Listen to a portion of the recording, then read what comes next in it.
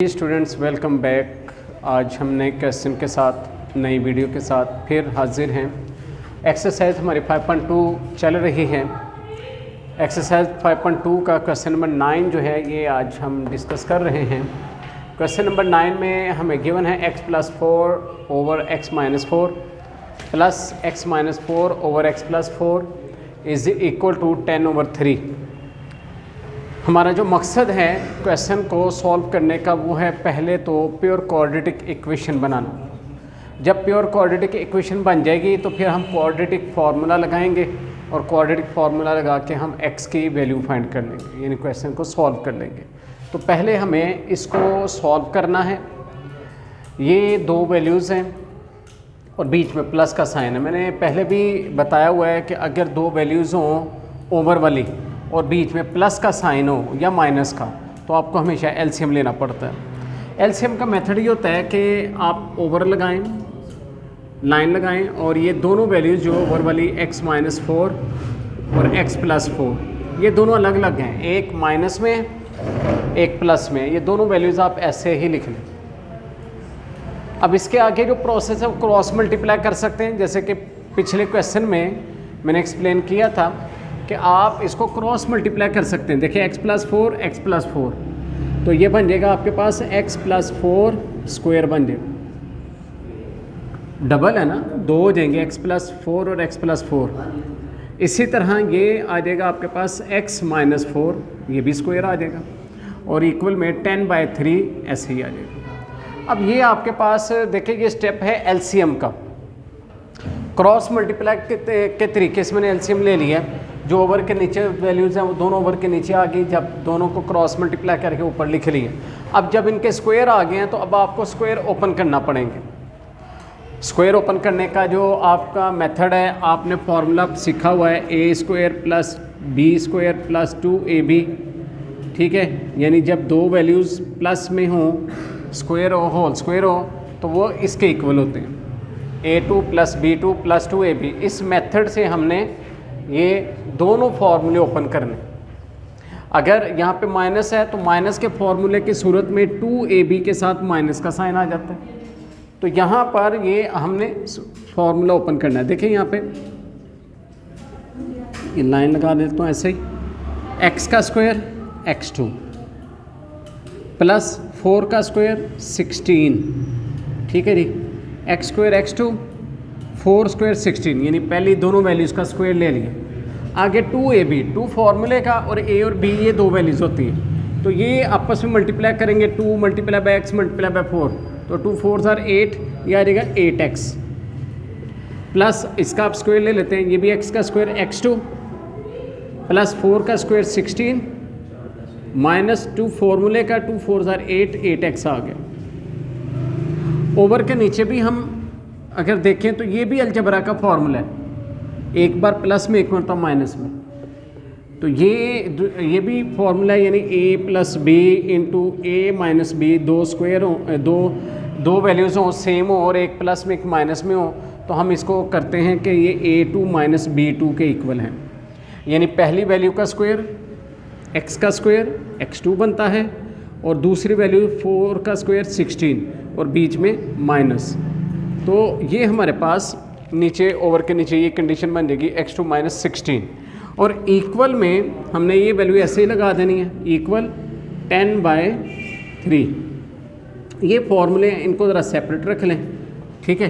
तो ये जो ना हमारे पास इसका जो ना ये सोल्यूशन इस तरह बन गया। अब इसको मज़ीद हल करते हैं। इसमें 8x प्लस का 8x माइनस का ये दोनों वैल्यूज़ आपस में कट गई, बाकी बचा 1x2 और 1x2 2x2 और 16 और 16 32 ओवर में x2 - 16 ऐसे ही इक्वल में 10/3 ऐसे। तो यहाँ पर स्क्वायर ओपन किया, स्क्वायर ओपन करने के बाद जो वैल्यूज़ आपस में कट हो रही थी उनको कैंसिलेट करने के बाद हमारे पास ये वैल्यू बच गई। अब यहाँ पे हमने करना होता है क्रॉस मल्टीप्लाई, ठीक है।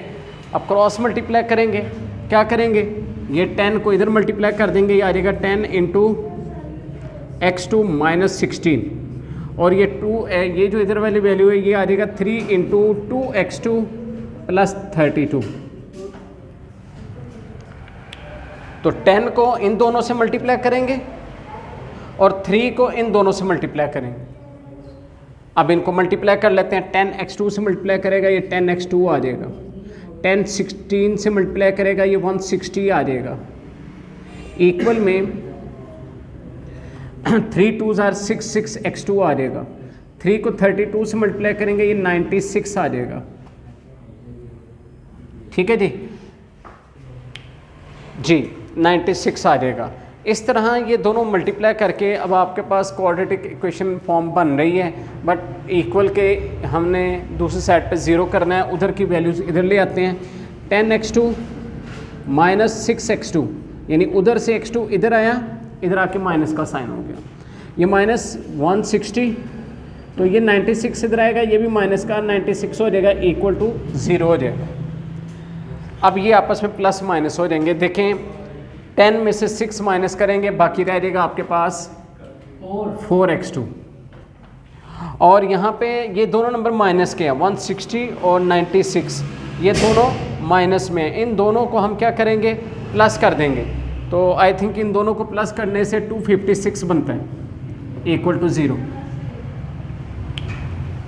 यानी 6 और 0 6 9 और 6 15 और 1 के अंदर 1 ऐड हुआ 2 हो गया, 256 बन गया। अब हमारे पास ये फॉर्म बन गई। इसमें x2 की वैल्यू है, x की वैल्यू नहीं है, यानी इसमें x 0 है। जैसे कि पिछले क्वेश्चन में भी ऐसा हुआ था कि x की वैल्यू 0 आई थी, तो हमने वहाँ पे x की वैल्यू 0 रख के क्वेश्चन को सॉल्व किया था। तो बहरहाल यहाँ पे हम पहले 4 कॉमन ले लेंगे, 4 1 जार 4, x2 रह गया 4 6 आर 24, 4 4 जार 16, यानी 464 जार 256 होता है।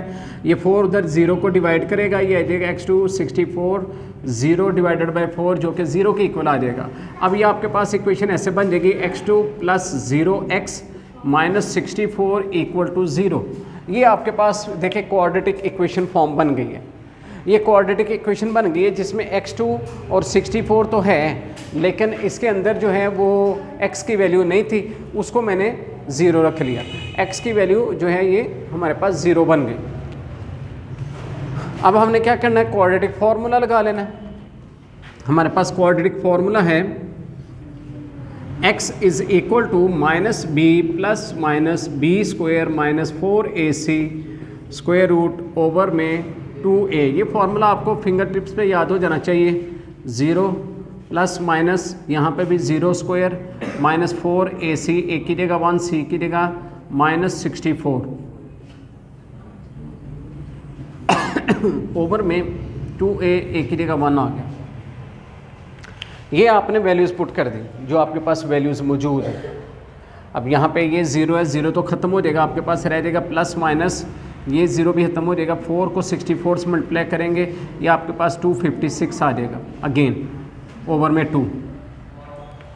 तो यहाँ पर असल में माइनस माइनस प्लस हो जाता है, और ये 4 को 64 से मल्टीप्लाई करें तो यही आपके पास 256 आ जाता है। अब आपने अपना क्वेश्चन का मज़ीद सॉल्व करने के लिए 256 को तोड़ देना है। अब 256 जो है इसको हम कैसे तोड़ेंगे, हम इसको करेंगे यानी ऐसे एलसीएम के मेथड से हम इसको यूँ तोड़ लेते हैं। 256 यहाँ पे अगर रख लिया जाए तो 2 के टेबल में 2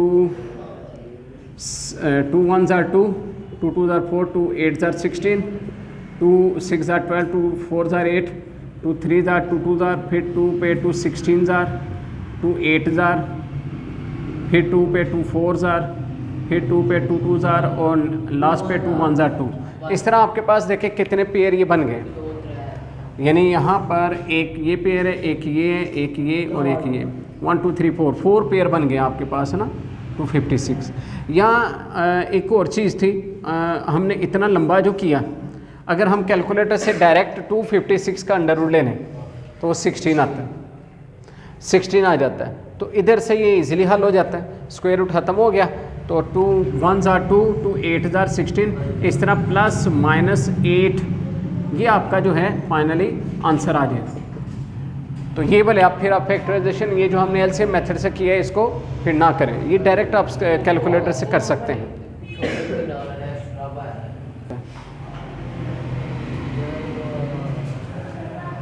क्वेश्चन नंबर 10 स्टार्ट करते हैं स्टूडेंट। क्वेश्चन नंबर 10 जो है यहाँ पे भी दो वैल्यूज़ हैं और दोनों प्लस हो रही हैं। बिल्कुल पिछले क्वेश्चन की तरह हमने इन दोनों का एलसीएम ले लेना है और ये वैल्यू ऐसे ही नीचे लिख लेनी। एलसीएम ओवर के नीचे जो दोनों वैल्यूज़ हैं ये दोनों ऐसे नीचे आ जाएंगी और बाकी जो मेथड मैंने आपको सिखाया वो क्रॉस मल्टीप्लाई का मेथड है। क्रॉस मल्टीप्लाई करें x-2 को इधर 1 से मल्टीप्लाई करेंगे x-2 ही आ जाएगा, प्लस x-1 1 से मल्टीप्लाई करेगा x-1 ही आ जाएगा। क्लियर? अब यहाँ पर 1x और 1x 2x आ गया, 2 माइनस का 1 भी माइनस का, दोनों नंबर माइनस के प्लस हो जाता है -3। नीचे ये दोनों वैल्यूज़ आपस में मल्टीप्लाई कर जाएंगी। x से मल्टीप्लाई करेगा x2, x 2 से मल्टीप्लाई करेगा -2x, -1x से मल्टीप्लाई करेगा -1x, 1 2 से मल्टीप्लाई करेगा 2 1 2 माइनस प्लस 2 आ जाएगा। इक्वल के इस साइड पे 2 ओवर x-3 अभी सेम ऐसे ही नीचे उतार दिए, कुछ नहीं किया इसका। यहाँ पर 2x -3 सेम ऐसे ही आ गया। ये x2 है, यहाँ पे -2x -1x, ये -3x बन गया। ठीक है जी, और +2 बिल्कुल ऐसे ही आ गया नीचे, ये वैल्यू फिर अगेन x-3।